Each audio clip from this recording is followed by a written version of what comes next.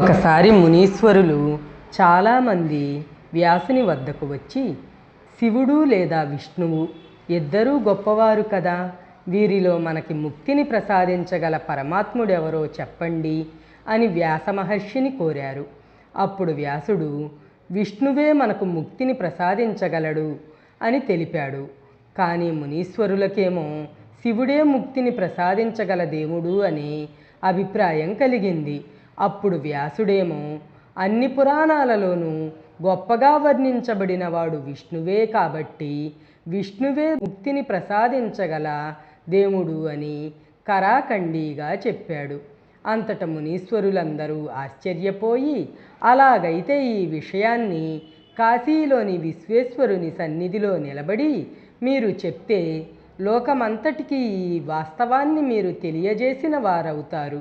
అక్కడికి వచ్చి ఈ విషయాన్ని నిరాటంకంగా మీరు చెప్పగలిగితే మీరు చెప్పింది నిజమని, మీరు సర్వజ్ఞులని మేము నమ్మగలము అని వ్యాసుల వారిని కోరారు. అప్పుడు వ్యాసుడు కూడా సరేనని చెప్పి వారితో కలిసి శిష్య సమేతంగా కాశీకి బయలుదేరి వెళ్ళారు. కాశీ విశ్వేశ్వరుని సన్నిధిలో నిలబడి చెయ్యెత్తి, మాధవుడే ముక్తిని ప్రసాదించగల దేవుడు అని చెప్పగానే వ్యాసుని నోరు పడిపోయింది. అంటే ఇక ఇంకో మాట ఆయన నోట్లో నుంచి వెలువడట్లేదు. ఎత్తిన చెయ్యి ఎత్తినట్టే నిలబడిపోయింది. దాంతో విష్ణువు ప్రత్యక్షమయ్యి, మహర్షి, ఈ లోకంలో అందరికీ ముక్తిని ప్రసాదించే దేవుడు ఒక్క ఈశ్వరుడు మాత్రమే. నాకున్న శక్తులన్నిటినీ కూడా నాకు ప్రసాదించింది కూడా ఆ ఈశ్వరుడే. అలాంటి ఈశ్వరుణ్ణి తక్కువ చేసి మాట్లాడడం వల్లనే నీకు ఈ పరిస్థితి వచ్చింది. నీకు మాట్లాడే శక్తిని ప్రసాదిస్తాను. నీవు ఆ శివయ్యను వేడుకొని నీ చేతిని సరిచేసుకో అని బోధించాడు. అంతటా వ్యాసుడు ఆ కాశీ విశ్వేశ్వరుని తన స్తోత్రగానంతో మెప్పించగా వ్యాసుని చెయ్యి అతని ఆధీనంలోకి వచ్చింది. కానీ వ్యాసుడు తప్పుగా మాట్లాడినందుకు గాను అతనికి కాశీలో భిక్ష పుట్టకుండా పోయింది. దాంతో చాలా రోజులు వ్యాస మహర్షి తన వేలాది శిష్యులతో సహా ఉపవాసం చేయవలసి వచ్చింది.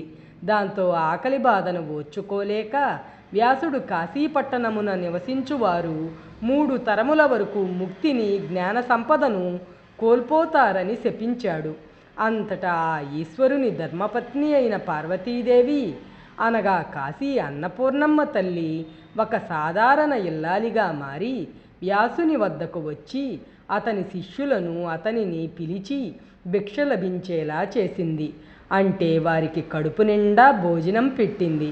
ఆ తర్వాత వ్యాసునితో అనేక ధర్మాల గురించి చర్చించి, అన్ని ధర్మాలు తెలిసిన నీవు ఆ ధర్మాన్ని ఆచరించకుండా ఇతరులకు చెప్పరాదన్న ధర్మాన్ని ఎలా మర్చిపోయావు అని వెటకారమాడింది ఆ తల్లి. వ్యాసుడు అంతటా అవాక్కైపోయి అలాగే చూస్తుండగా ఆమె తన నిజస్వరూపంతో దర్శనమిచ్చి, నీ ప్రవర్తన వల్లనే నీకు ఈ కాశీలో భిక్ష దొరకలేదు. అది నీవు గుర్తించకుండా ఈ పట్టణంలో నివసించే వారిని శపించావు.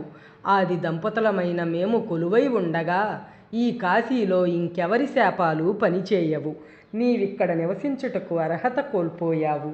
నీలానే ఇంకెవరైనా ఈ కాశీ జోలికొస్తే వారు రుద్రపిశాచాలుగా మారిపోతారు అని శపించింది ఆ అమ్మవారు. దాంతో తను చేసిన తప్పును గ్రహించిన వ్యాసుడు ఆ తల్లి పాదాలపై పడి క్షమించమని వేడుకున్నాడు.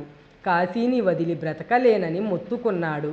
దాంతో ఆమె భర్త వైపు చూసి వ్యాసుని క్షమించి కరుణించమని కోరింది. అంతటా విశ్వేశ్వరుడు, వ్యాస, నీకు ప్రతీ నెలలో 3 రోజులు మాత్రమే కాశీలో నివసించుటకు అనుమతివ్వగలను.